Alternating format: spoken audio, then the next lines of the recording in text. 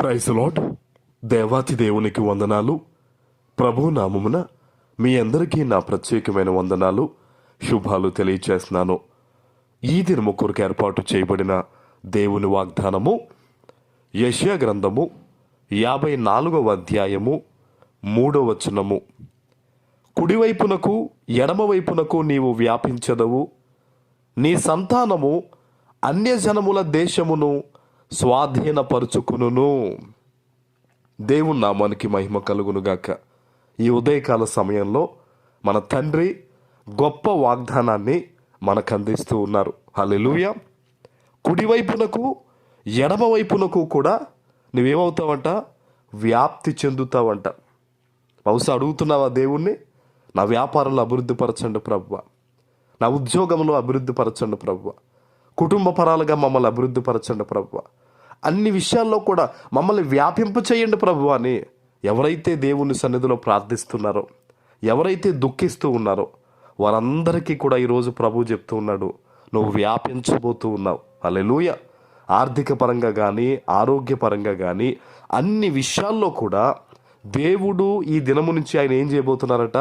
నిన్ను వ్యాప్తి చెందించబోతున్నారు. చాలామంది అనుకుంటారు, వీళ్ళకి పెద్ద సర్కిల్ ఏం లేదు, వీళ్ళకి పెద్ద పలుకుబడి లేదు, వీళ్ళకి వ్యాపారం పెద్ద ఏమీ లేదు, ఉద్యోగం లేదని చాలామంది అనుకుంటారు. కానీ యేసయ్యను ఆశ్రయించిన వారికి ఏమేలు కొదువై ఉండదు. సమస్తము దేవుడే చూసుకుంటాడు. కొంతమంది చూడండి, పేరుకి ప్రభు బిడ్డలుగా బ్రతుకుతూ వారి జీవితం అంతా లోకానుసారంగా ఉంటుంది. అట్టివారు వ్యాపింపబడడం చాలా కష్టం. అయితే ఈరోజు ఎందరైతే తమను తాము తగ్గించుకుని దేవుని సన్నిధిలో ప్రార్థనాపూర్వకంగా ఈ వాగ్దానాన్ని పట్టుకుంటూ ఉన్నారో, దేవుడు మీకు ఇస్తున్న గొప్ప వాగ్దానం ఇది. అన్ని విషయాల్లో కూడా నువ్వు వ్యాప్తి చెందబోతున్నావు. దేవుడు చేస్తాడు. అది ఎలా జరుగుద్ది అంటే, ఎర్ర సముద్రాన్ని దేవుడు ఎలా చీల్చాడు, దేవుడు తన బిడ్డల కోసం మన్నాను ఎలా కురిపించారు, ఎలా దేవుడు అద్భుతాన్ని చేశాడు. నీ జీవితంలో కూడా అనుమానము లేకుండా విశ్వాసంతో, నమ్మకంతో నీవు నిరీక్షణ కలిగి ప్రార్థన చేసుకుంటూ ముందుకు నడిచినట్టయితే నీ దేవుడు నిన్ను అద్భుతంగా వ్యాపింపజేస్తారు. ఆయన అంటున్నారు చూడండి, నీ సంతానము అన్యజనముల దేశమును స్వాధీనపరుచుకొనును. నీ సంతానము గొప్పగా దీవించబడుతుందనే మాట దేవుడు చెప్తున్నాడు. బహుశా అనుకోవచ్చు, నా బిడ్డ ఒక వ్యర్థమైన మార్గంలో ఉన్నాడండి, నా కుమార్తె ఈ పలానా ఇబ్బందుల్లో ఉందండి, ఇటువంటి పరిస్థితుల మధ్య నా బిడ్డ ఉన్నారని చెప్పేసి నువ్వు బాధపడుతూ ఉన్నావా? ఈ వాగ్దానం ఎత్తిపెట్టి ప్రార్థించు.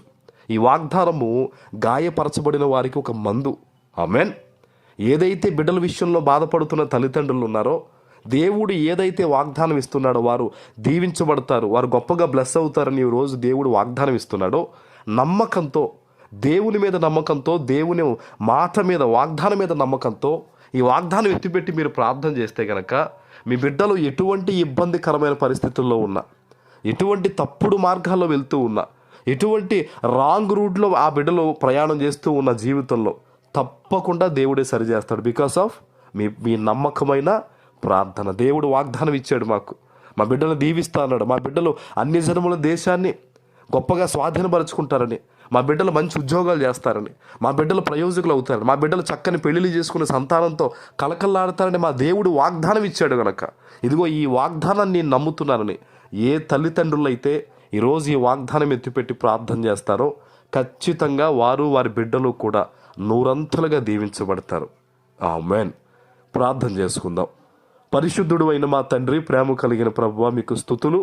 ఈ ఉదయకాల సమయంలో మీరు ఇచ్చిన గొప్ప వాగ్దానము ప్రతి బిడ్డ జీవితంలో నెరవేర్చి స్థిరపరచమని యేసు నామమున ప్రార్థిస్తున్నాను తండ్రి.